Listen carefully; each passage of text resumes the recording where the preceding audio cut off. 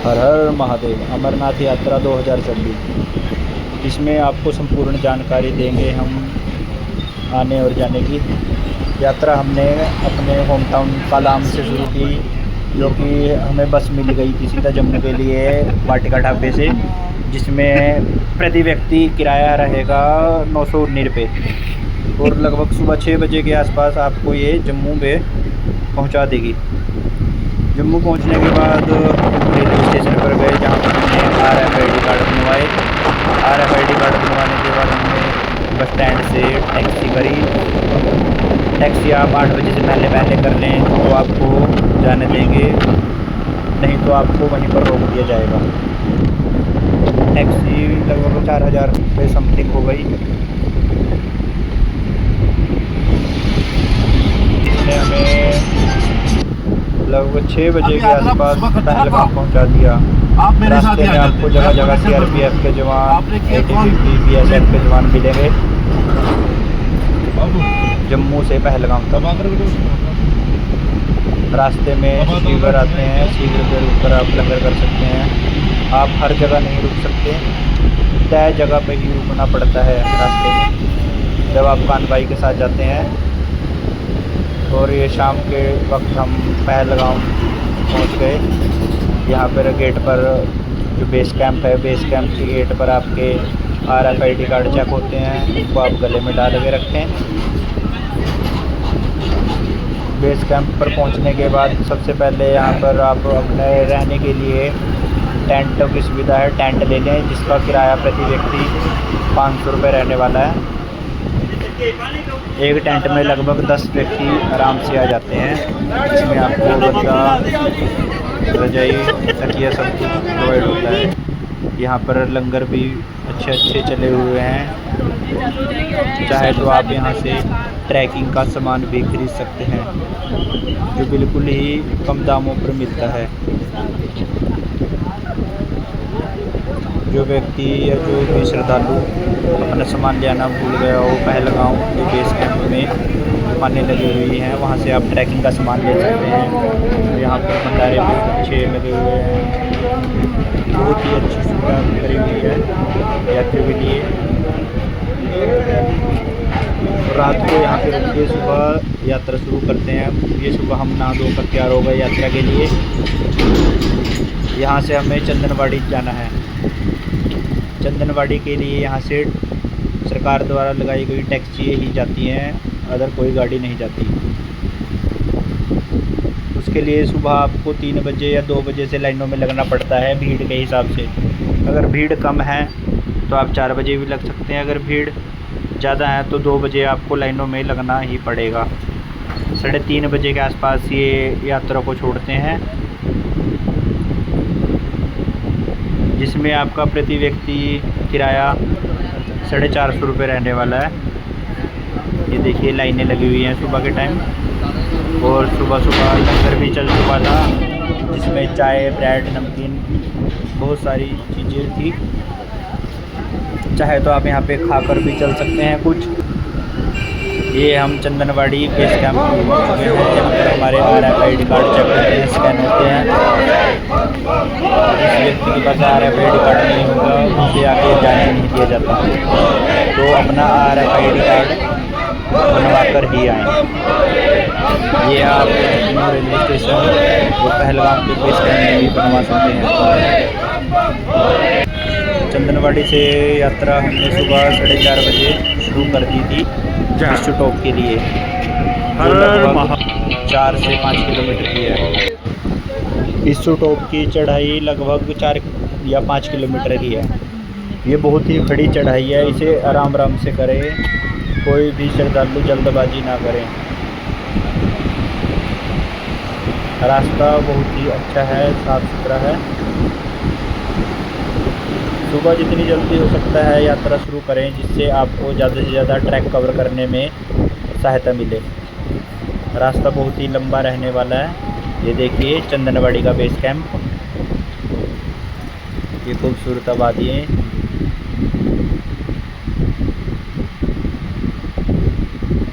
देखिए विश्व टॉप का रास्ता बहुत ही अच्छा रास्ता है, खड़ी चढ़ाई है यहाँ पे। चाहे तो आप ऊपर लाठियाँ भी ले सकते हैं, लाठी के सहारे से भी चढ़ सकते हैं। यहाँ पर आप घोड़े खच्चर भी कर सकते हैं, जिनका तय किराया है। उसके लिए आपको नीचे काउंटर बना हुआ है, काउंटर से ही बुकिंग कर सकते हैं। अगर आप रास्ते में लेंगे तो वहाँ पर आप चार्जेस ज़्यादा लिए जा सकते हैं। ये पिस्सू टॉप का बेस कैंप है। पिस्सू टॉप से हमें जाना है शेषनाग। पिस्सू टॉप की चढ़ाई करने के बाद पहले आएगा आपका जोजीवल और उसके बाद आएगा नागाकोटी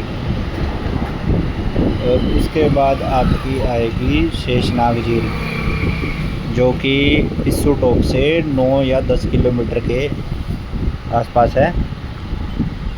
ये देखिए यहाँ पर बर्फ़ और ये शेषनाग झील का पानी आता हुआ। ये सारा पानी जो आपके पहाड़ों के ऊपर बर्फ़ पड़ी हुई है उसका ही एकत्र हुआ पानी है। ये ऊंचे ऊंचे पहाड़ और ये भोलेनाथ जी के दर्शन। हर हर महादेव।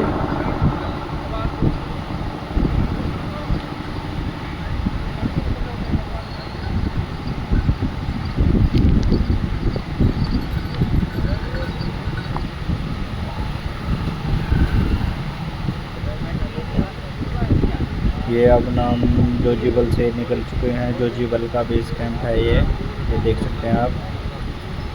यहाँ पर भी आप रुक सकते हैं।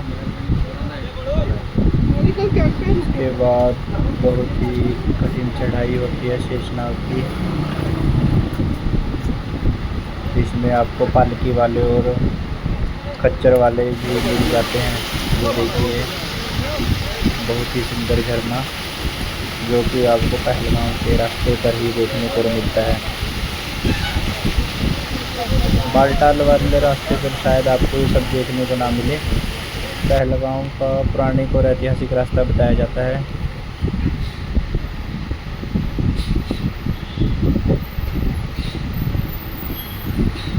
ये हम आ गए हैं शेषनाग झील। शेषनाग झील के लिए नागाकोटी की चढ़ाई, नागाकोटी क्रॉस करने के बाद आपकी शेषनाग झील आती है। शेषनाग झील के पास भी आप रुककर ट्रैक कर सकते हैं।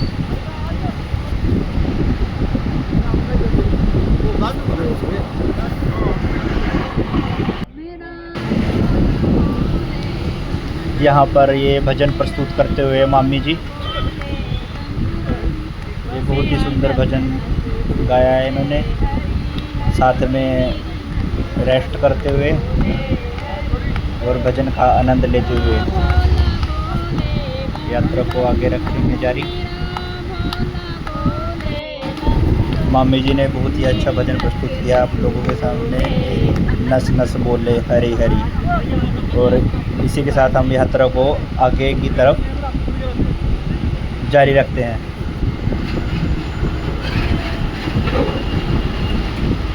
जो कि हमें अब आगे लेकर जाएगी महागुणी स्टॉप तक।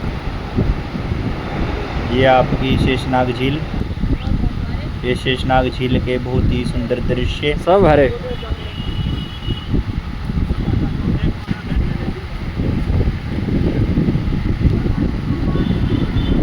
यहाँ पर भजन सुनते ही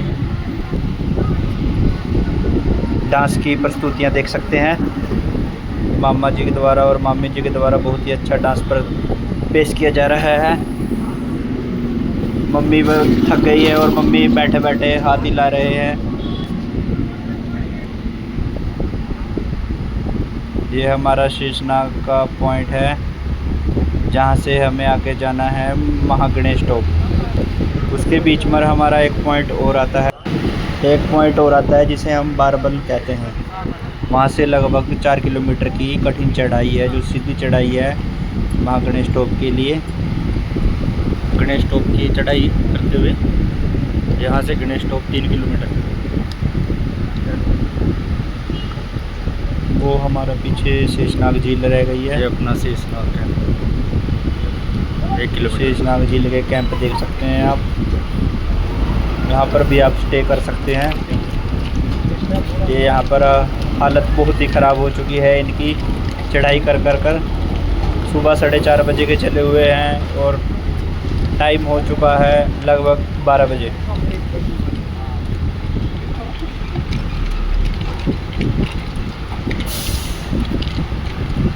सभी श्रद्धालु बम बम के नारे लगाते हुए धीरे धीरे गुफा की तरफ बढ़ते हुए, सभी के मन में एक ही आस, बाबा के दर्शन कब हो जाए।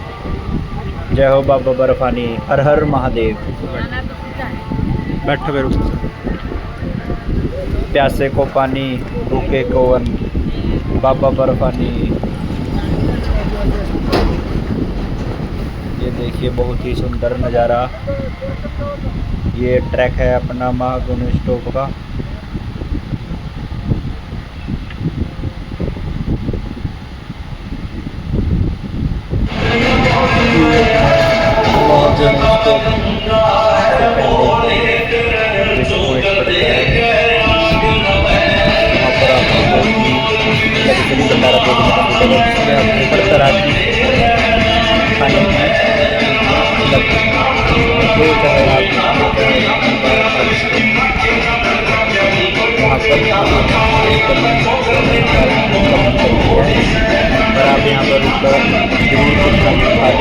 इससे आपको आगे यात्रा करने में कठिनाई नहीं आएगी।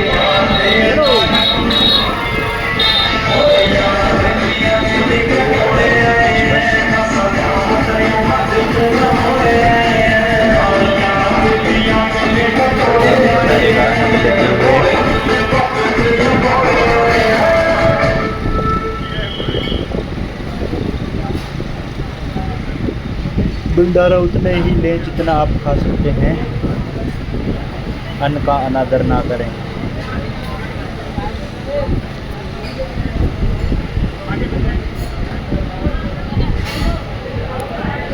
चलो चलो। मामा और मामी ने थोड़ा थोड़ा खाना लिया, चल दिए आगे। और हम पहुंच चुके हैं महागणेश टॉप के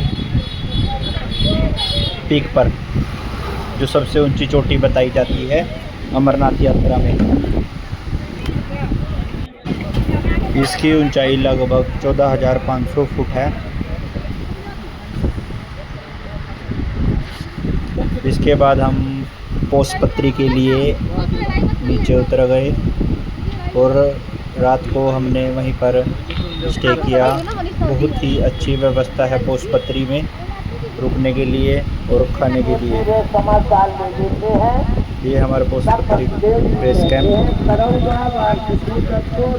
यहाँ पर भी ठंड बहुत ज़्यादा रहती है। चाहे तो आप यहाँ पर शाम को 6 या 7 बजे से पहले पंचतरणी के लिए भी निकल सकते हैं। ये सुबह हम पोसपत्री से निकल चुके हैं पंचतरणी के लिए, जो लगभग 11 किलोमीटर की यात्रा है। सुबह थोड़ी हल्की हल्की बूंदाबांदी लगी हुई थी, तो हम सभी ने रेनकोट डाल लिए। ये सामने पंचतरणी का बेस कैंप, और ये हम ऊपर उतर चुके हैं। यहाँ पर आपको ये मैदान की तरह दिखाई दे रहा है। ये हमारा पंचतरणी का बेस कैंप। यहाँ पर भी आप रात को रुक सकते हैं। यहाँ पर प्रति व्यक्ति रात को कैंप में आपसे 750 या 800 रुपये लिए जाएंगे। पोसपत्री में बिल्कुल फ्री है, वहाँ पर आपको कोई भी पैसा नहीं देना है। वहाँ पर रुकने की सुविधाएं फ्री हैं और बहुत अच्छी सुविधाएं हैं। यहाँ पंचतरणी में कभी बारिश का भी खतरा रहता है, पानी आ जाता है बहुत ज़्यादा। और अब हम यहाँ से पंचतरणी से स्नान वगैरह करके आगे गुफा के लिए निकल चुके हैं। ये रास्ते में थोड़ी सी चढ़ाई पड़ती है। ये हमारे बाबा लोग।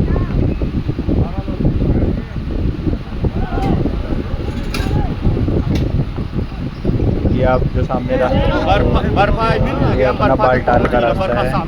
और आगे ये पहलगाम और बालटाल के रास्ते का संगम भी मिलेगा, जहाँ पर दोनों रास्ते आके मिलते हैं। तो ये हमारे सामने बाबा बर्फानी की गुफा। बोलिए हर हर महादेव।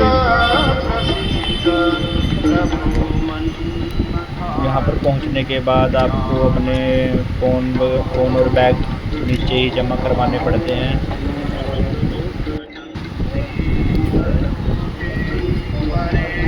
उठाते रहो।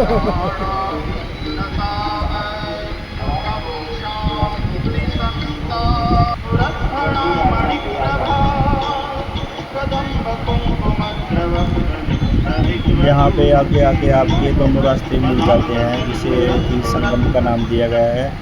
यहाँ पे पहलगाम और बालटाल का रास्ता आपस में मिल जाता है।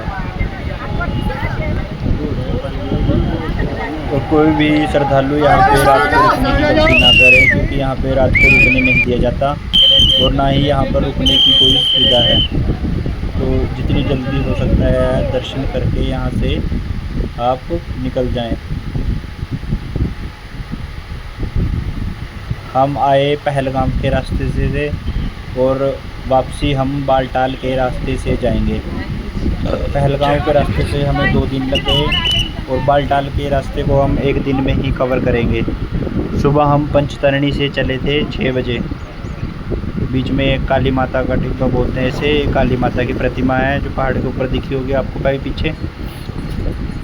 और बालटाल से उतरते समय बहुत ही गंदा एक्सपीरियंस रहने वाला है।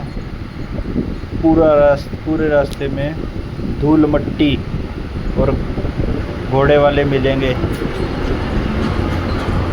ये देखिए क्या हालत हो गई है। बालटाल वाले रास्ते से कोई ना ही आए तो ही अच्छा है। बरसात के मौसम में इस रास्ते से आना बहुत ही मुश्किल है।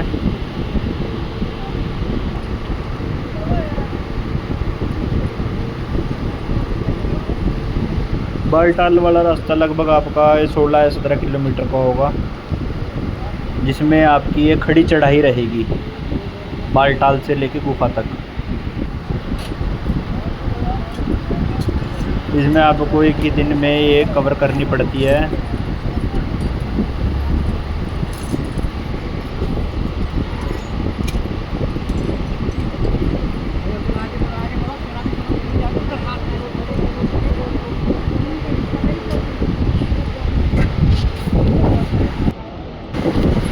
बालटाल के रास्ते में सभी का मेकअप खुद ब खुद हो जाता है। आ जाओ।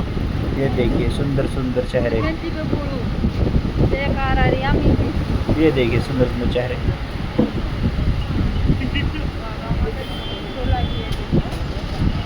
और सुंदर सुंदर पहाड़ों की वादियाँ।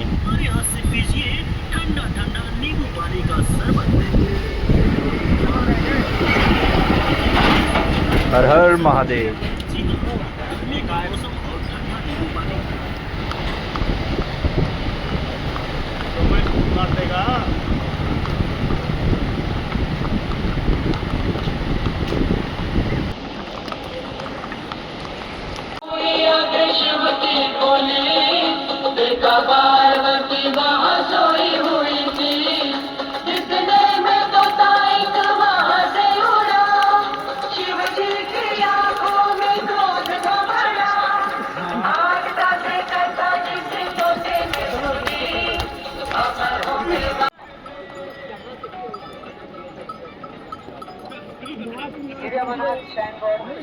धीरे धीरे आप लोग आ सकते हैं।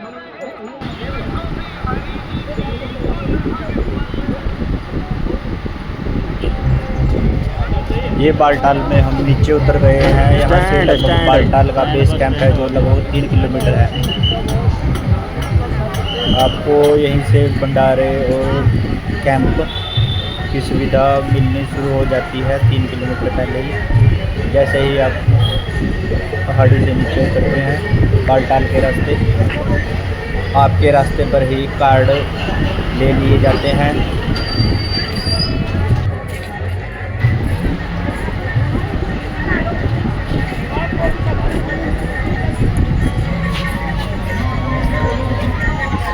पंचतरणी से बाबा बर्फानी की गुफा और नीचे वहाँ से बालटाल का ट्रैक हो जाता है लगभग 34 किलोमीटर का।